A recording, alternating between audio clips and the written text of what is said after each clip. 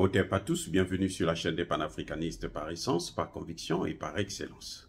Celle des citoyens kémites par nécessité et obligation de combat. Nous sommes une chaîne qui n'est guidée que par nos ancêtres et rien que par les ancêtres qui appartiennent à l'égrégore du monde noir. Par conséquent, nous ne croyons en aucun Dieu venu de l'étranger.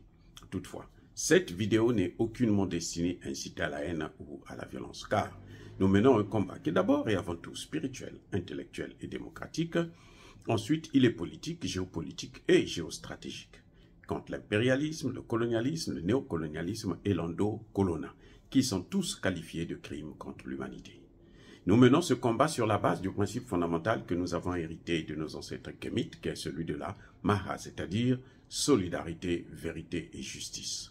Vous êtes donc en droit de connaître la vérité et nous avons l'obligation de vous dire la vérité, rien que la vérité, afin que justice soit rendue au continent africain. Et ça, c'est notre modeste contribution dans cette noble lutte en faveur de la souveraineté, la dignité, la solidarité et l'unité africaine. C'est exactement ça que nous appelons le panafricanisme. Bien-aimés frères et sœurs, Anthony Blinken, en tournée en Afrique, il dit qu'il doit contrecarrer la Russie et la Chine. Il doit mettre le paquet pour récupérer l'Afrique, comme si l'Afrique c'était un cadeau, c'était un paquet, hein, c'était un instrument, c'était un objet que n'importe qui pouvait venir prendre et puis jouir avec. Maintenant, qu'est-ce qui se passe? Quand Anthony Blinken arrive en Afrique, la première des choses, c'est qu'il demande que, maintenant, il demande à ce que le Niger puisse libérer le président Bazoum, parce que si Bazoum n'est pas libéré, le Niger, eux, ils ne vont pas reprendre la coopération économique avec le Niger.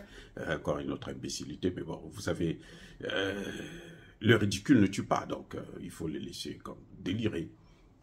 Oui, il dit que lui, il pense qu'il faut libérer Bazoum. Si le Niger veut rentrer dans la communauté internationale, veut reprendre les relations avec les pays du monde. Ok. Bon, puisque le Niger ne veut pas le faire, quelles sont les sanctions? Mais les États-Unis ont déjà pris les sanctions. Puisqu'ils ont suspendu la coopération économique. Et oui, ça veut dire quoi? Ça veut dire qu'ils ont pris des sanctions. Il y a quoi d'autre comme sanction encore? La sanction la plus grave, c'est la coopération militaire. Ils n'ont qu'à suspendre ça. Nous ne demandons que ça. Ils n'ont qu'à prendre leur base, amener en Côte d'Ivoire. Alassane Ouattara attend ça. Mais qu'à amener ça en Côte d'Ivoire? Ou bien ils n'ont qu'à aller en Libye? Pourquoi ils ont peur d'aller en Libye? Ce sont eux qui ont détruit la Libye, non? Pourquoi ils ne partent pas en Irak? Ce sont eux qui ont détruit l'Irak. Ce n'est pas le Niger. Donc, vous voyez, ça c'est ce qu'on appelle le chantage politique, diplomatique. Hier, ils étaient là, ils ont dit, bon, il faut reconnaître ce gouvernement, on accepte, on reconnaît la transition, et puis bon, ils vont aller vers des prochaines élections, et puis voilà, donc nous continuons à coopérer. C'était un baratin parce qu'ils voulaient garder la base militaire. Maintenant que le Niger dit, on va regarder les accords militaires, ça pose problème. Le Niger dit, ah bon, écoutez, moi je pars en Russie. Je vais acheter des armes là-bas, puisque vous ne me donnez pas vos drones. Moi je vais acheter les drones là-bas, je vais acheter les drones en Iran, je vais acheter les drones en Turquie. Ils sont quoi? Ils sont baisés au pluriel. Donc maintenant, pour gêner, pour répondre au Premier ministre Lamine Zen, qu'est-ce qu'ils font? Ils demandent qu'il faut libérer Bazoum. C'est maintenant une condition pour que la CEDEAO puisse suspendre les sanctions. Les sanctions de la CEDEAO, là, c'est mieux qu'on les garde. Mais, monsieur le Premier ministre, je suis désolé de vous le dire, il vaut mieux qu'ils gardent les sanctions. Comme ça, vous les tenez loin de vous. Comme ça, vous n'avez pas besoin de les écouter. Qu'ils maintiennent les sanctions. Puisque avant on ne pouvait pas prendre les sanctions. Écoutez bien. Avant de prendre les sanctions, on devait d'abord négocier avec le Niger. Je reviens encore dans le cadre de la famille. Bon, comme eux, ils ne connaissent plus la famille, ils n'ont pas de famille. Pour eux, la famille, c'est autre chose. Dans une famille, quand on vient vous dire, non, votre fils a fait ceci, votre fille a fait cela. C'est pas quand elle rentre à la maison, devant la porte, vous la giflez. Ça n'a pas de sens. C'est tellement ridicule. Vous la faites asseoir. Elle mange, finit de manger, elle a bien mangé. Bon, maintenant, on va parler. Moi, j'ai appris ceci, j'ai appris cela. Qu'est-ce qui se passe? Ma fille, mon fils. Et ils vont vous expliquer ce qui se passe. Et après, maintenant, vous pouvez leur prodiguer des conseils ou bien vous pouvez prendre des sanctions. Mais on ne prend pas les sanctions comme ça parce qu'on vous a dit non, mais votre fille a fait ceci, votre fils a fait cela. Mais c'est comme si vous n'avez pas de cerveau. Oui, la CEDEAO a déjà pris les sanctions. Maintenant, elle négocie. Et vous savez quoi?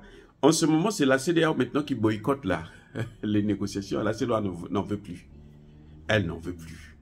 Elle boycotte les négociations. Parce que le gouvernement nigérien a libéré le fils et la femme. Il reste maintenant le père. Mais le père, lui, il doit être jugé. Le Niger ne peut pas libérer. C'est-à-dire que s'il libère Bazoum, ce serait la plus grosse faute monumentale de ce 21e siècle. Et surtout par la demande des Américains. Les Américains ont déjà pris les sanctions. Les Européens ont pris les sanctions. La CEDEAO a pris les sanctions. L'Union africaine a pris les sanctions. Et vous arrivez à vous en sortir. Ça fait maintenant presque 6 mois. Qu'est-ce que vous avez à craindre encore? Il faut seulement renforcer la construction de l'AES. C'est tout ce qui reste à faire. Les mêmes Américains, ils viennent vous dire que il faut l'ordre constitutionnel.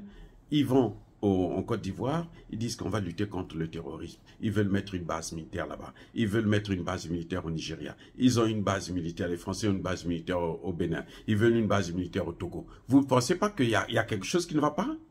Au Togo aussi, il y a un gouvernement anticonstitutionnel.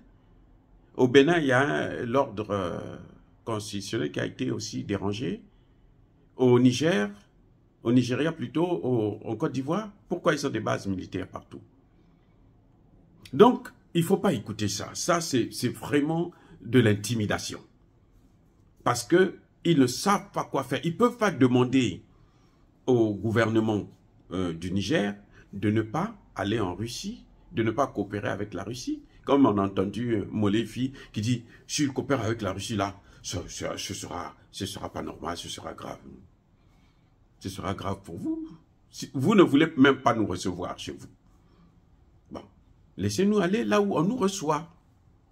Eh oui, c'est-à-dire que tout ce que font les Américains et les Français, les Européens actuellement, c'est ce qui nous pousse de plus en plus dans les mains de Poutine, de la Chine, de l'Iran, ainsi de suite. Parce qu'on est obligé d'avoir des partenaires avec qui on peut travailler pour nous développer. Parce que vous avez passé votre temps à nous écraser. Maintenant, nous cherchons à nous développer. On va vers ceux qui peuvent nous aider, ceux qui peuvent travailler avec nous. Je ne demande pas de l'aide en tant que tel, mais ceux avec lesquels on peut échanger. Avec la Russie, on peut acheter des armes. Avec la Chine, elle peut investir, elle peut acheter nos produits. Avec l'Iran, on peut acheter aussi des armes. Avec la Turquie, l'Iran a même la technologie. L'Iran forme plus d'ingénieurs par an que la France. Donc, qu'est-ce que nous avons à craindre? Voilà. Les intimidations de Blinken, il va les garder avec lui, il repart avec aux États-Unis, et puis bon, il va se charger de ça avec Joe Biden. J'espère que dans quelques mois, il va partir et puis laisser la place à Trump. Nous, c'est ça que nous voulons. Pourquoi eux-mêmes, il n'y a pas eu le retour à l'ordre constitutionnel ici? Ils ont fait un coup d'État. C'est pas moi qui le dis, c'est Donald Trump qui le dit. Il y a eu un coup d'État. Monsieur Lamizé, le gouvernement, le type que vous voyez là, qui dit qu'il faut que vous libérez Bazoum, l'ordre constitutionnel, il y a eu un coup d'État ici. Et ça, c'est une façon de chercher un moyen pour créer une faille, pour faire la guerre. Il faut se préparer à faire cette guerre, parce qu'elle va venir, on ne sait pas quand, mais elle est en route. Et nous devons la faire pour que désormais, il y aura le respect entre nous. Désormais, là, les Américains, les Français ne viendront plus faire la grande gueule en Afrique. Il faut les humilier, c'est ça qu'ils veulent. Il faut les humilier. Parce que quand ils vont venir faire la guerre en Afrique, là, même s'ils ont la Côte d'Ivoire avec eux, le Nigeria avec eux, le Bénin avec eux, nous avons les populations de ces pays-là qui seront avec nous. Il ne faut pas l'oublier. Nous aurons les populations de ces pays qui seront avec nous. Ils feront la guerre d'abord dans ces pays-là avant de faire la guerre chez nous. Je reprends. S'ils viennent faire la guerre au Niger, les Américains peuvent avoir une base militaire au Sénégal, en Côte d'Ivoire, machin, tout ça. Très bien. Quand ils vont commencer la guerre, là, les populations, ce n'est pas le gouvernement. Le gouvernement sera avec eux. Ça, ce n'est pas un problème. On s'en fout de ça. Les populations de ce pays-là ne seront pas avec eux. Les populations de ce pays-là seront avec nous. Donc, ces populations-là vont leur faire la guerre. Ils vont faire la guerre au dos, par le dos, hein. Ils vont faire la guerre par le ventre devant. Ils auront deux guerres, interne même, et puis externe. C'est ça qui arrivera. Et un peuple déterminé, une jeunesse africaine déterminée, ils ne peuvent pas battre cette jeunesse. Et vous allez voir que ce qui va se passer, même chez eux-mêmes, cette guerre-là, va revenir chez eux-mêmes aussi d'une manière ou d'une autre. Et c'est là où vous allez voir ce qui va se passer dans ce monde. Et c'est après ça seulement qu'on aura la paix.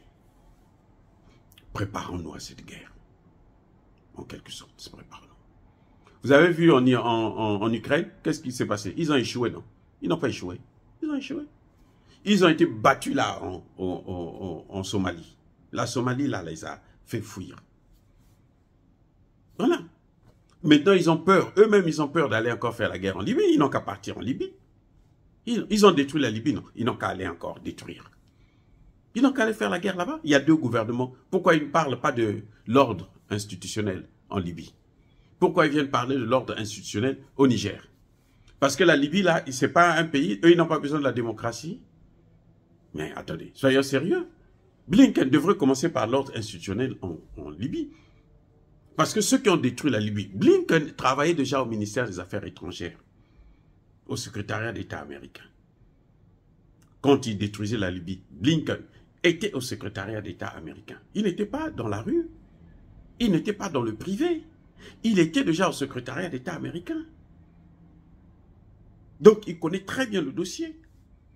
Il a certainement travaillé dessus, c'est pour ça qu'on l'a élevé. Parce qu'il connaissait bien les dossiers de magouille qu'ils font dans le monde entier, dans les pays du tiers-monde. Comment ils détruisent, dévastent les pays du tiers-monde. Vous avez déjà vu un pays qui a un budget militaire de 800 milliards. Moi, je me t'ai posé la question, mais c'est quoi, pourquoi 800 milliards? C'est trop ça. Non, le budget 800 milliards. C'est pourquoi? C'est pour entretenir les guerres dans le monde. C'est pour faire des guerres par procuration. Ce qu'ils veulent faire là, en Côte d'Ivoire et autres, ils vont faire la guerre par procuration, ils vont utiliser les Ivoiriens. Ils ne vont pas mener les Américains là-bas pour venir mourir là-bas. Et puis d'ailleurs, s'ils viennent là-bas, ils vont voir ce qui va se passer ici, chez eux. Qu'est-ce qui a fait que George Bush soit complètement avalé? C'était la guerre en Irak. Personne ne voulait voir George Bush. Même le candidat républicain ne voulait pas se lever quand on le voit avec George Bush. Donc ce qu'il dit, ça c'est de l'ingérence. Pourquoi il va venir demander la libération de Bazoum? Eh bien, le Niger n'a qu'à demander aussi quand on suspend toutes les procédures juridiques contre Trump. Parce qu'on là, on va voir la vraie démocratie. Oui. Parce que pour éliminer un candidat, on est là, on le traîne par-ci, on le traîne par-là. Mais arrêtez avec tout ça. Comme ça, on va savoir que vous avez la vraie démocratie. Il n'y a pas de démocratie ici. Trump a dit, ils ont triché. C'est pas moi. Trump a dit, ils ont triché. Ils n'ont qu'à nous laisser tranquilles. Nous n'avons pas besoin de l'argent des Américains. On n'a pas besoin de ça. Ils sont riches. Très bien. C'est bien pour eux. Mais nous, on n'a pas besoin de leur richesse. Ils n'ont qu'à garder leur richesse. Mais qu'ils nous laissent tranquilles. C'est tout ce que nous demandons. Et il ne faut pas suivre le chantage des Américains. Non, ne vous laissez pas distrait par ça. La construction de l'AES est un impératif. La monnaie de l'AES est une obligation. Dire cela, c'est inciter à la haine ou à la violence. Oh, bien-aimés frères et sœurs, encore une fois de plus, soyez bénis, abondamment bénis par le Dieu des Kémites et par nos ancêtres angélisés. Mais que tous ceux qui persécutent le continent africain le pillent et le déstabilisent, qu'ils soient noirs, blancs, chinois, arabes, juifs, indiens ou qui qu'ils soient punis, maudits, foudroyés, neutralisés, écrasés, effacés par le Dieu des Kémites et par nos ancêtres angélisés. Vive l'Afrique éternelle, je dis et j'assume.